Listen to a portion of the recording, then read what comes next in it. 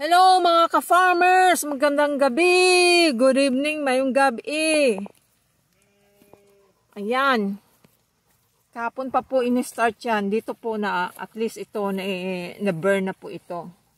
So, yung mga pinutol niyang puno, gusto kong maunang umuwi. Sila kumain na, ako hindi pa. So, ano po, it's ilang days na ba umuulan? 3? Hindi naman po yung todo-todo ang ulan. Katulad niyan, ano lang. Sprinkle. Pero, we have enough na po yung mga farmer satisfied na po. Na-saturate na yung ilalim ng mga crops ng tubig. So, satisfied na rin yung husband ko. Ayan, continue ng burning. Oh my goodness, ang laki naman ng ano na yun.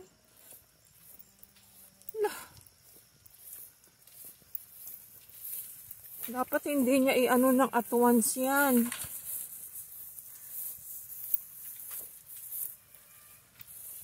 Oh, lalaki yung apoy niyan. Meron nang pumasok na 2, oh. You're okay. Nako, iyak naman ng iyak yung isa eh. Saan ba ako dadaan? Na-brush hug niya ito eh. Good eating din dito. That's enough! Teka nga, pagsabihan ko nga. Laki-laki na ng apoy. Baka maano pa yung ibang, although nabasa. Pero unti-unti lang. Huwag naman yung basta-basta na tututod niya. Iba-burn niya lahat. Siyempre, may katabi pa man din na ano, oh. Mga puno. Okay guys, malulobat na nga din ako eh. Punta tayo dun. Yan ang update.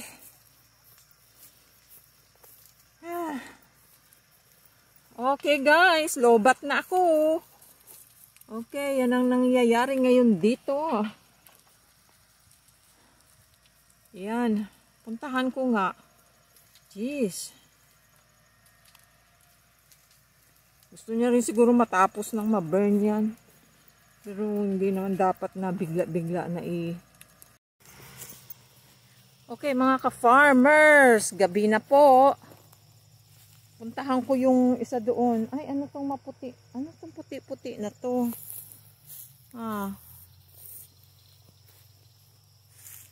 Okay. Andun po yung husband ko. Sa east side naman po ito ng property na binabrush hug niya. Ayan na po ang na-clear. Ayun po yung old house. Old farmhouse. Tutubo ulit yan. Very dominating po talaga itong ano na to. Russian olives. Grabe. Kailan talaga yan papatayin yung pinaka, lalagyan ng chemicals yung pinaka main. Tapos yung mga ugat-ugat na yan na tumubo. Oh!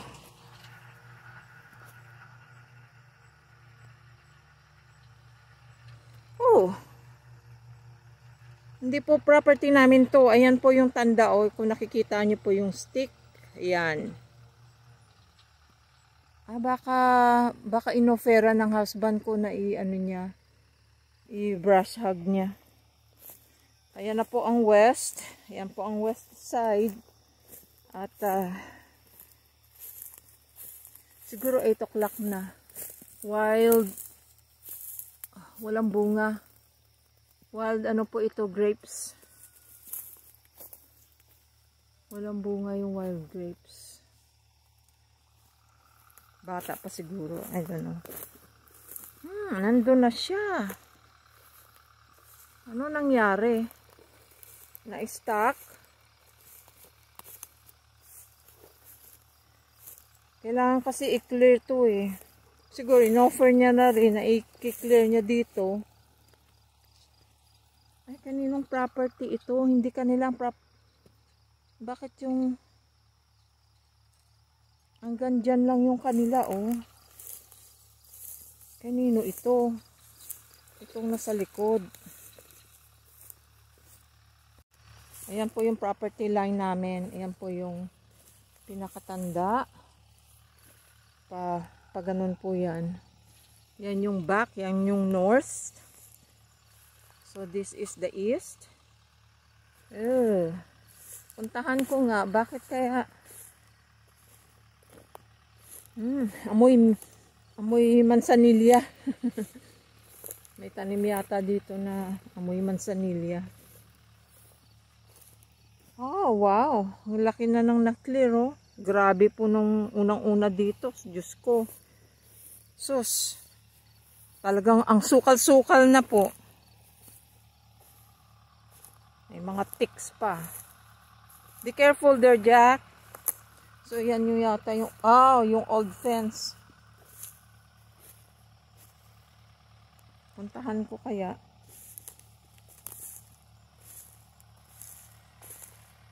So, kumakain pa po sa labas yung ng damo yung mga sheep. Hindi niya pa naipapasok yung bale of hay doon. Yan.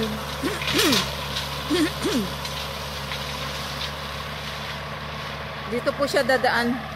So, sila pa rin po may-ari nito. Parang dinivide lang nila. Kasi pinapasture ito dati. Hanggang likod. Kanila pa rin yan.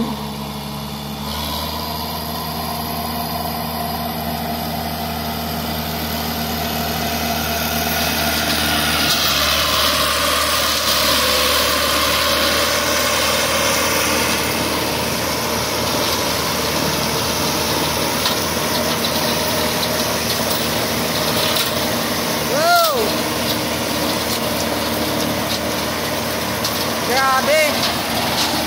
Woo! O baka matalsikan tayo ng ano.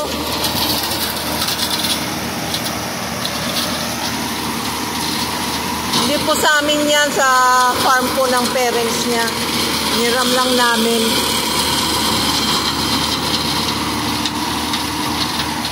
Sensya na po, madilim na kasi gabi na.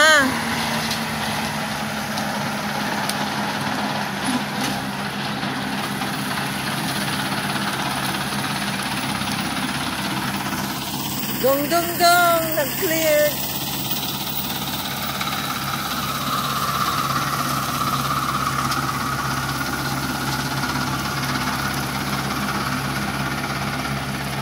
Be careful that it will not hit your face.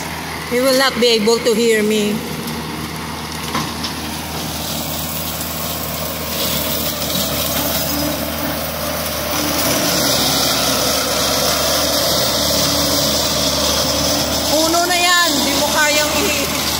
Brush hog yan.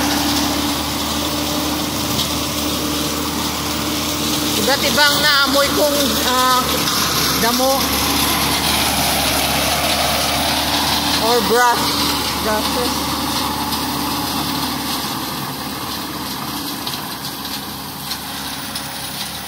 Okay, madilim na.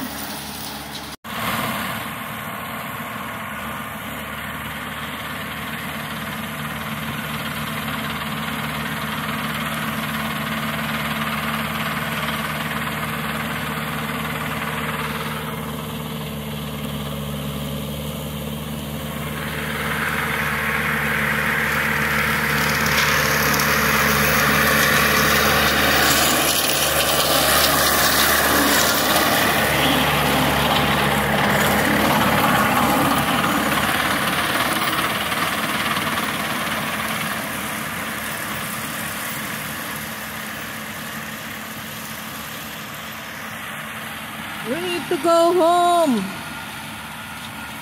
We're gonna be late. Ay. Nasarapan sa brasaging. Ayan po. Dinig na po mga 5 feet. Nadag na po niya. Kasi ibabaon po yan, oh. Mga samot-sari po yan. Merong bubong, yero. Ibabaon po dito kasi ipa-flatten out po yan. Kasi ang gate Yung fence na yan po ay hanggang, yan po yung may puti. So magiging payat hanggang doon, yung may puti na rod. Yan, ibabaon. Ooh! That is clay, right, Cow? Yeah. Be careful there.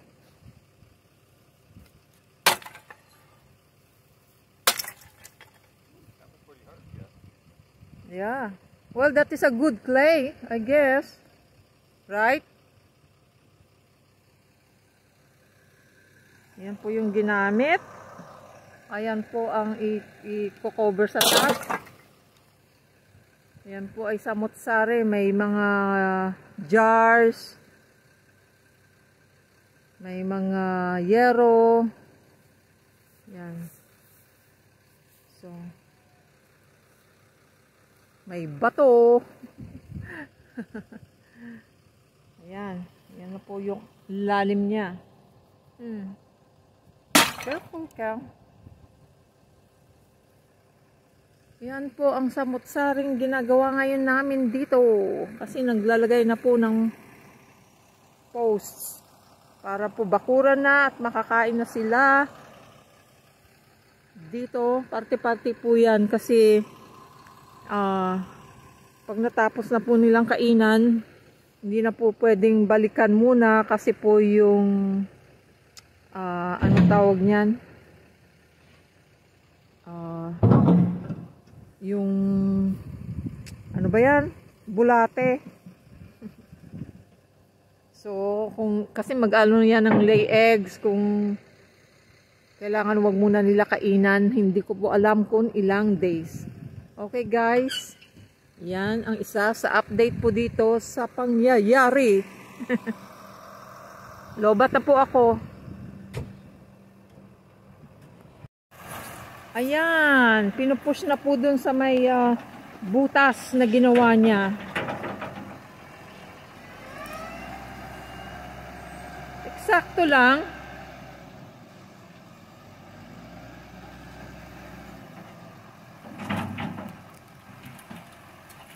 Ayan, may mga plastic pa na.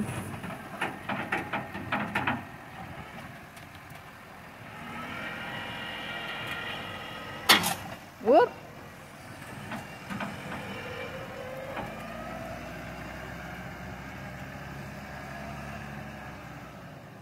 Lobat na talaga ako, 5%. Okay guys. Hindi ko na po makukunan lahat. Low na talaga. Woo! Nakakatakot. Yung dalawang front.